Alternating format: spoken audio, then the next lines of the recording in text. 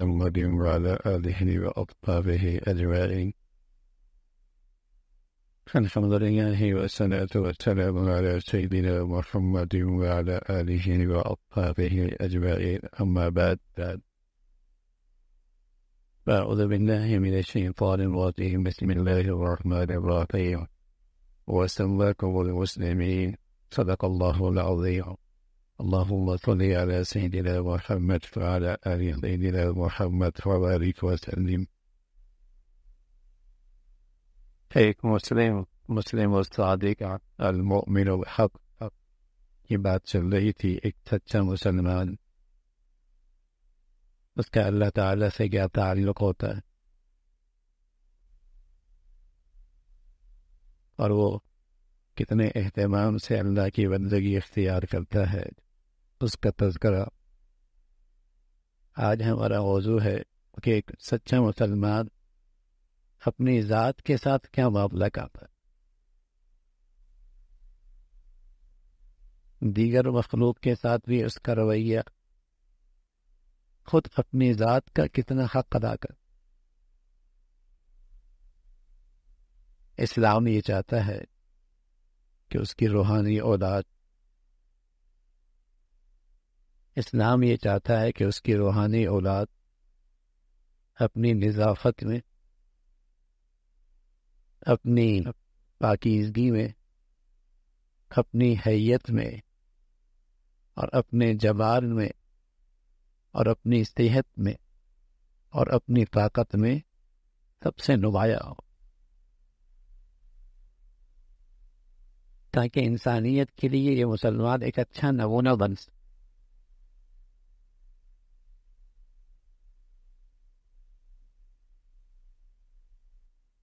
اس کے متعلق بھی ہمارا دین ہدایات دیتا ہے کہ ایک مسلمان کا اپنی ذات کے ساتھ کیسا برتاؤ، آیا اس کے حقوق ادا کر،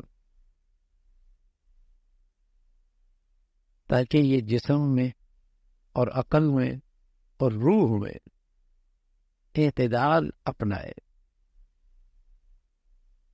ایسا نہیں کہ روح کی غذا کا اتنا اہتمام کر رہا ہے کہ جسم کا حق ضائع ہو رہا،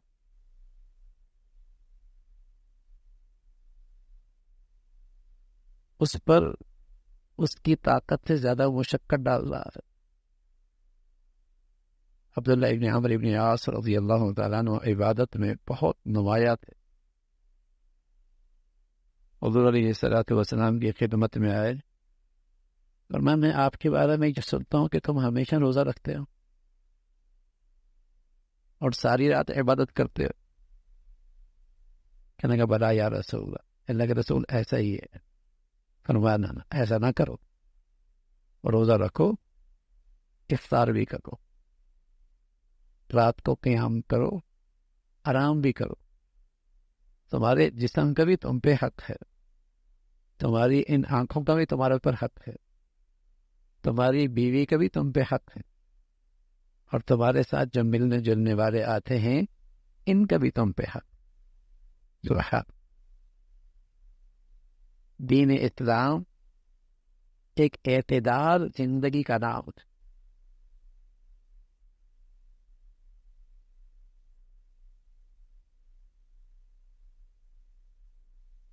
تو جسم ہے، ایک سچا مسلمان اپنے جسم کا خیال رکھتا ہے، اس کی صحت کا، اس کی نشاط کا، کی طاقت کا. اسلام نے اپنے پیروکاروں کو ہدایت دی ہے، کھاؤ پیو، اسراف نہ کرو. زیادہ کھاؤ گے جسمانی بیماریاں پیدا ہو، حد سے زیادہ پیو گے صحت کے لیے نقصان ہوگا. کھانا پینا مضر ہوگا، جسم خراب ہو جائے گا.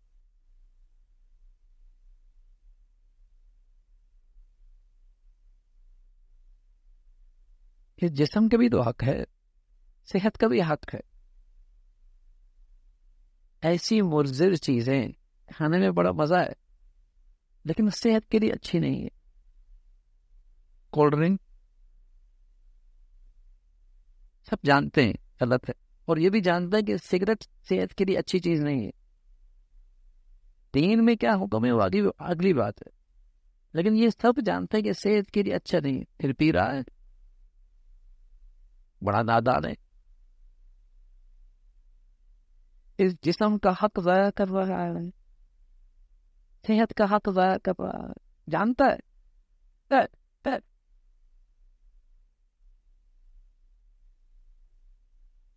ہمارے ہاں بعض ہوٹل ایسی ہوتی ہیں کہ اتنا دے دو جتنا مرضی کھا لو. اب دیتا تو 1000 روپے ہے، لیکن اس کے لیے پھر دوائیاں لاتا ہے 5000 کی. عقل نہیں ہے نا.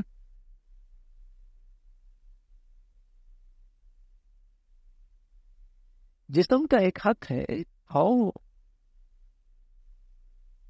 اعتدال کے ساتھ کھاؤ، پیو اعتدال کے ساتھ پیو، صحت مند چیزیں پیو، صحت مند چیزیں کھاؤ.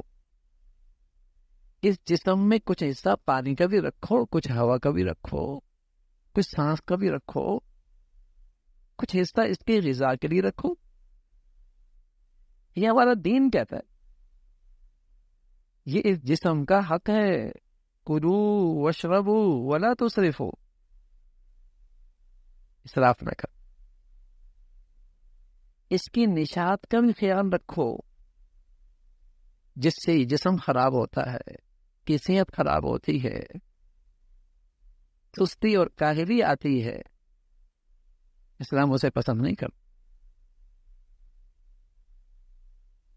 نظام صحت کا خیال رکھنا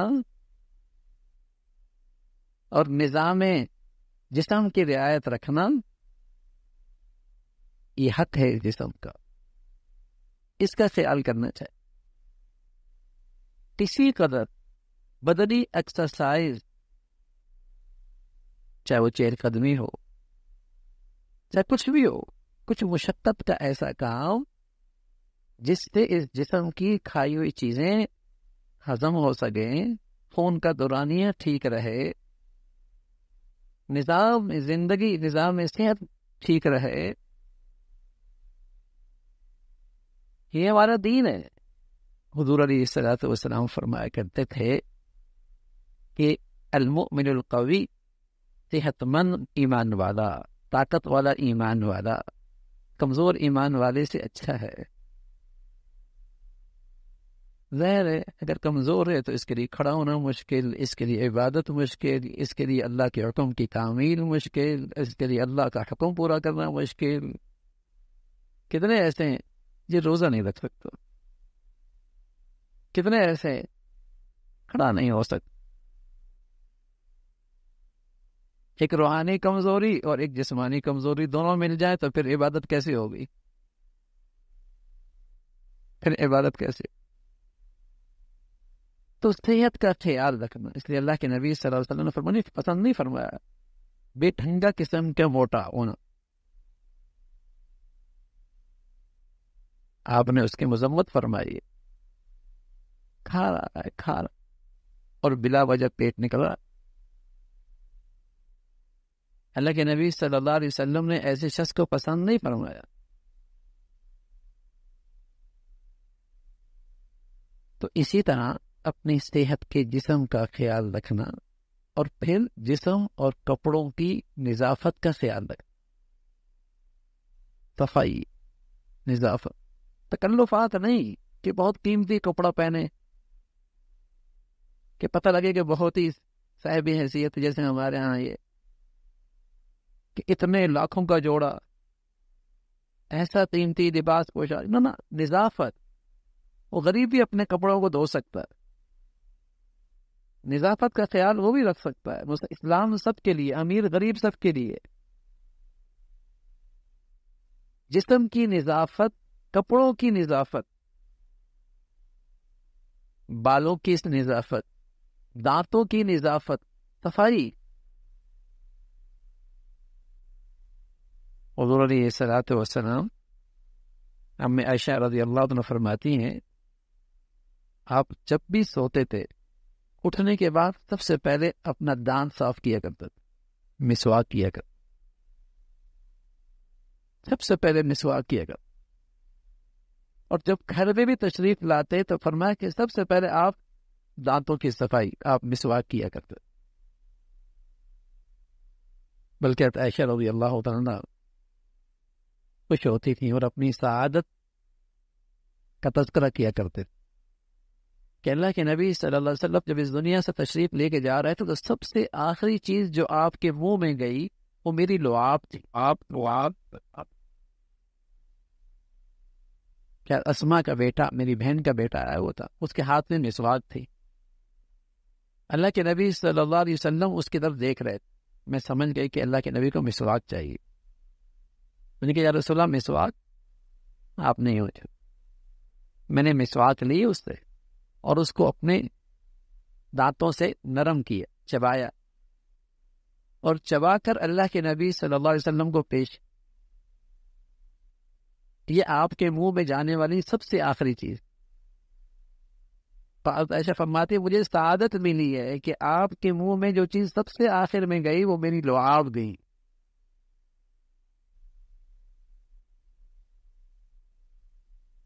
تو صحت کا خیال رکھنا، نظافت کا اور پاکیزگی کا خیال رکھنا، کپڑوں کی صفائی اس کی رعایت رکھنا، غسل کا اہتمام کرنا، بالوں کو صاف رکھنا. آپ علیہ الصلوۃ والسلام فرمایا کرتے بال رکھتے تو پھر ان کا خیال بھی رکھا کرو نا. اس لیے کہ اللہ تعالیٰ کو مسلمان ایسا پسند نہیں ہے جو پراکندہ بال، بکھری ہوئی بال اور پوری حیت اور پوری صورت میں نظر آئے. مسلمان تو اسلام کا چہرہ ہے. مسلمان اسلام کا چہرہ ہے، ساری انسانیت کے لیے ایک نمونہ ہے. اس کی حیت ایسی ہو، اس کی نظافت اور طہارت ایسی ہو کہ دوسروں کے لیے وہ ایک اچھا نمونہ بن سکے.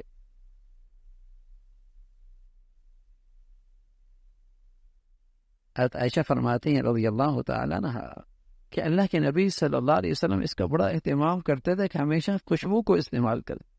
بلکہ عمر تو یہ فرمایا کرتے تھے کہ اگر کسی کی آمدنی ہو، اس آمدنی کا تہائی اپنی خوشبو میں استعمال کرے تو یہ اسراف نہیں ہے.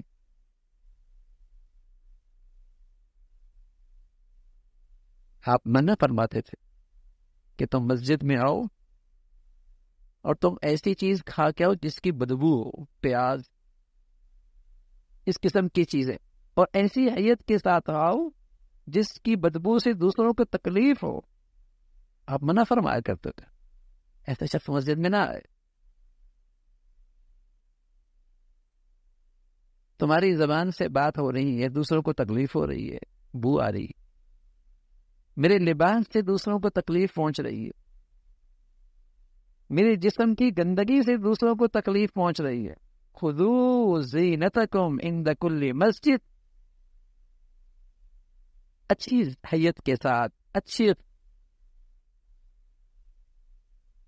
خوبصورتی کے ساتھ، زینت کے ساتھ اللہ کے گھر میں آؤ. صفائی، نظافت، لباس، بال، کپڑے، خوشبو.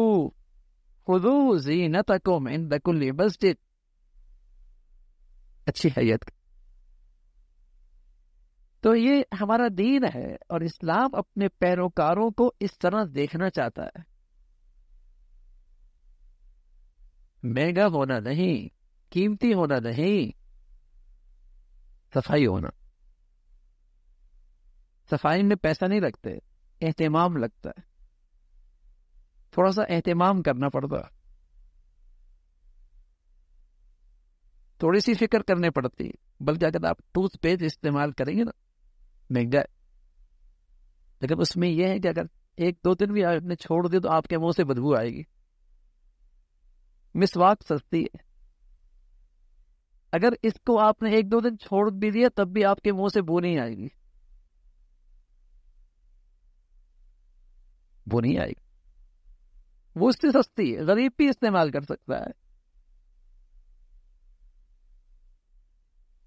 ہم چاہتے ہیں کہ ہماری گھر والی، ہمارے جذبات ہیں کہ وہ اچھی حیت میں میرے سامنے آئے، اچھی حالت میں سامنے آئے. تو اس عورت کے کچھ جذبات مرد کے لیے بھی تو ہوتے ہیں نا. وہ بھی تو یہ چاہتی ہے کہ اس کا شوہر اس کے ساتھ میں اچھی حالت میں آئے، اچھی کیفیت میں آئے. ظاہر ہے اگر اس کے منہ میں بدبو ہے، جسم سے بدبو ہے، کپڑوں میں بدبو ہے، اسے تکلیف ہوگی، راحت ملے اسے. ہم سمجھتے ہیں بزرگی نام ہے صرف نفل پڑھنے کا. نا نا نا، دین نام ہے ہر ایک کے حقوق ادا کرنے کا. اللہ کا حق، اللہ کے بندوں کا حق، اپنی ذات کا حق. دین نام ہے حقوق کی ادائیگی کا.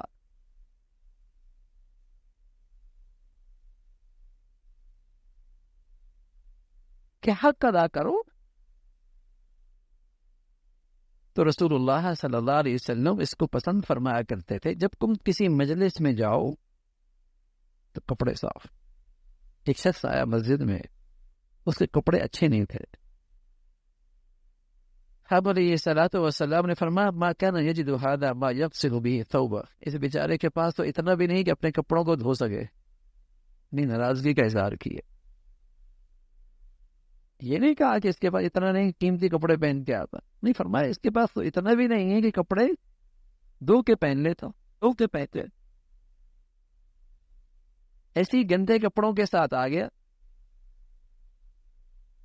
تو یہ اللہ کے نبی صلی اللہ علیہ وسلم نے اپنی امت کو تعلیم دی ہے. اور خاص طور پہ جب مسلمانوں کا اجتماع ہوتا ہے، جہاں مسلمان بہت سارے اکٹھے ہوتے ہیں، تو وہاں تو اللہ کے نبی صلی اللہ علیہ وسلم نے فرمایا خوشبو کے ساتھ آؤ، معطر ہو کے آؤ، تاکہ تمہارے اس اجتماعی ماحول سے کسی کی ذات کو تکلیف نہ پہنچے. خود حضور علیہ الصلوۃ والسلام کے تو پسینہ بھی بڑا خوشبودار تھا. ایک دن انس رضی اللہ عنہ جہاں ٹھہرے تو آپ کے جسم پہ پسینہ آیا. تو ان کی والدہ ام انس شیشی لے آئے اور آپ کے پسینے کو لے رہی. کہا یہ کیا کر رہی ہے؟ کہ یا رسول اللہ، آپ کے پسینے کو اپنے خوشبو میں ملاؤں گی تو ایسی خوشبو دنیا میں نہیں ہوگی. ایسی خوشبو دنیا میں دستیاب نہیں. ابر مس، ٹھیک ہے نا، آپ کی خوشبو کا، آپ کے جسم کی خوشبو کا مقابلہ نہیں کر. لیکن آپ علیہ الصلوۃ والسلام نے اپنی امت کو تلقین فرمائی کہ اپنی حالت کو ہمیشہ اچھا رکھو، اپنے لباس کو ہمیشہ صاف رکھو، اپنے بالوں کا ہمیشہ خیال رکھو، اپنے دانتوں کو ہمیشہ صاف رکھو. ان سب چیزوں کا تعلق تمہاری صحت کے ساتھ ہے. تلقین فرمائی جلدی سو، جلدی اٹھو، جلدی سو، جلدی اٹھو. آج دنیا کہتی ہے، ریسرچ ہے، سائنس کہتی ہے ہاں جلدی سونا. رات کا پہلا حصہ جو جسم کو راحت دے سکتا ہے وہ 12 بجے کے بعد اس نیند میں وہ طاقت نہیں ہے. جو رات کے پہلے حصے کی نیند میں طاقت ہے جسم کے آرام اور صحت اور قوت کے لیے. آج کی دنیا کہتی ہے، سائنس یہاں تک پہنچ گئی، کہتی ہے اگر آدمی صبح نکلتے ہوئے یہ سویا رہا تو بس وہ سویا ہی رہے گا. صحت کے لحاظ سے صحت نہیں رہی. جتنا جلدی سویرے اٹھے گا اتنی اس کی صحت پہ مثبت اثرات پڑیں گے. حضور علیہ الصلوۃ والسلام فرمایا کرتے تھے تہجد پڑھو تمہیں شفا ملی، صحت ملے گی. تہجد صحت. آج دنیا کہتی ہے اس وقت آسمان سے کچھ ایسی روشنی آتی ہے جو انسانی دماغ کے لیے سب سے زیادہ صحت مند ہے. دنیا آج اس کو یوں کہتی ہے، لیکن سچے نبی نے تو پہلے بتا دیا کہ اس وقت اللہ کا نور اترتا ہے. تو صدیوں سال پہلے اللہ کی نبی نے بتایا کہ جلدی سو، جلدی اٹھو. ہمارے بچے رات کو جاگتے ہیں، صبح سوتے. اور آج کی نئی نسل کی صحت کا تو حال دیکھو نا ذرا. ان کے اندر جو صحت ہے، اسٹمنا ہے، صفر. اس لیے کہ نہ غذا کا خیال ہے، نہ راحت و آرام کا خیال ہے، نہ اس جسم کی ایکسرسائز کا خیال ہے، نہ سونے جاگنے کی کوئی ترتیب ہے۔ ویسے تو ہم مغرب کی ہر چیز کے پیچھے چلتے ہیں، تو کم از کم ان کی بھی اچھائیاں ہی دیکھ لو جو انہوں نے ہم سے پہلے لے چکے۔ کو سویرے سویرے اپنے کاموں پہ نکل جاتے، وہ ہم سے لیے انہوں نے، اس لیے کہ ہمارا قرآن کہتا ہے وَجَعَلْنَا اللَّيْلَ لِبَاسًا، رات آرام کے لیے، وَجَعَلْنَا النَّهَارَ مَعَاشًا، دن کام کے لیے۔